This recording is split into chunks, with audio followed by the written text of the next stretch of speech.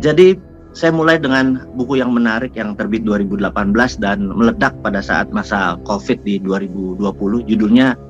Judul bukunya itu The Winners Takes All. Pemenang mengambil semua. Dan ini mungkin entrepreneurnya memang entrepreneur kapitalis liberal yang benar-benar menghabisi 97% harta yang ada di dunia ini dikontrol oleh 3% populasi. Dan buku itu adalah menceritakan sisi pandang The Winners Takes All. Jadi buku itu kalau diringkas begini, di tahun 80-an anak muda yang kaya itu lebih banyak dibanding yang tahun 90-an gitu ya. Kemudian di tahun 2000 anak muda yang kaya, anak muda itu adalah di bawah 25 tahun atau 30 tahun, itu yang kaya lebih sedikit dibanding tahun 90. Kemudian di tahun 2020, 10 dekade 10 tahun berikutnya, itu yang anak muda yang kaya lebih sedikit lagi dibanding yang tahun 90-an. Terakhir adalah tahun 2020-an sekarang, anak muda yang kaya lebih sedikit lagi dibanding dengan yang tahun 2010 ke bawah atau bahkan tahun 90-an. Artinya, buku itu menyimpulkan bahwa yang muda-muda ini makin sulit kaya. Karena winner, pemenang-pemenangnya sudah diambil duluan oleh mereka-mereka kapitalis liberalis yang sudah berkuasa sejak lama. Jadi anak muda yang 30 tahun ke bawah ini untuk kaya itu sulit. Sementara populasi yang terbanyak kan yang muda. Jadi top 1% itulah yang mengendalikan. Nah, cerita contohnya. Kalau saya punya uang $100 atau $1.000 deh, saya mau mentransfer atau masuk ke rekening Buya Anwar Abbas. Kita datang ke Bank Mandiri misalnya, kemudian kita datang ke teller, kita ngisi formulir, kita bayarkan $1.000, kemudian clerk atau kasir yang di depan bank tadi akan mengetik sebuah perintah, kemudian minta notifikasi ke New York, kemudian dari New York, bank dari New York tadi akan menotifikasi di sebuah kota kecil di Switzerland namanya Basel, B-A-S-E-L, Basel.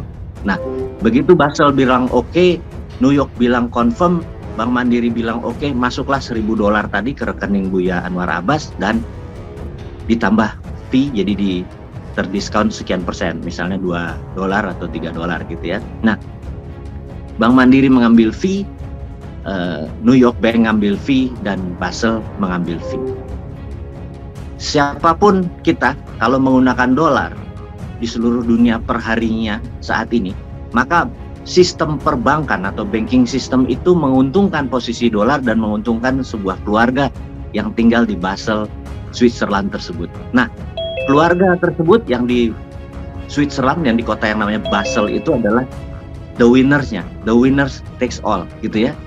Semakin kaya kita ya dia semakin kaya, semakin banyak transfernya dia semakin kaya gitu ya. Atau anak muda sekarang menggunakan platform Facebook untuk bertransaksi di dunia digital. Dia punya produk, katakanlah adalah jahe segar dari Madiun, saya ambil ide dari langit aja. Kemudian dia menggunakan platform Facebook di mana dia membayar misalnya 1 kali klik Rp100, maka kalau dia mau 1 juta dia target ada sekitar 10.000 klik. Dari 10.000 klik tersebut sekian persen diharapkan terjadi transaksi. Maka seberapa besar pun uang yang dihasilkan anak Madiun tadi, seberapa besar pun transaksi tadi, maka Facebook is the winner gitu ya. Begitu juga sekarang ada TikTok.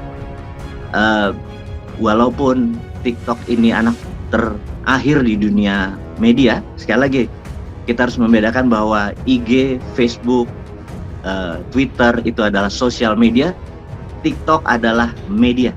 TikTok bukan sosial media. Kalau sosial media kita punya follower dan segala informasi kita hanya keluar di follower kita. Kalau kita mau keluar dari follower kita harus bayar, gitu ya. Informasi yang kita berikan harus berbayar. Disitulah sosial media yang namanya Facebook, Twitter, YouTube mendapatkan keuntungan dari promoting dari produk-produk kita tadi atau pembayaran. Dan sekali lagi mereka the winner, semakin kaya transaksi kita ya semakin kaya dia. Itu yang disebut the winners takes all.